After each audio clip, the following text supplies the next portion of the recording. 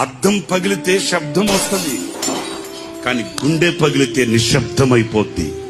వేదన కలిగితే, బాధ కలిగితే మనసులో ఉన్న మనుషులకు చెప్పుకోగలుగుతాం, కానీ మనసులో ఉన్న మనుషులే గాయాన్ని రేపితే ఇంకెవరికి చెప్పుకుంటామండి? అంటున్నారా నేను చెప్పే మాట? వేదన కలిగితే, బాధ కలిగితే మనసులో కొందరు ఉంటారండి, వాళ్ళతో చెప్పుకుంటామండి. మరి ఆ మనసులో ఉన్న మనుషులే గాయపరిస్తే ఇంకెవరితో చెప్పుకుంటామేంటి?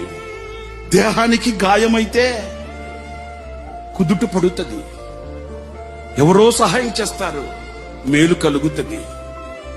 మరి గుండెకే గాయమైతే గుండె గాయాన్ని చూడగలిగిన వాడు ఎవడున్నాడండి? ఆ గుండెకు కలిగిన గాయమే ఒక గేయం. ఆ గేయమే ఈ సంవత్సరానికి మనందరికీ ఒక పాఠం.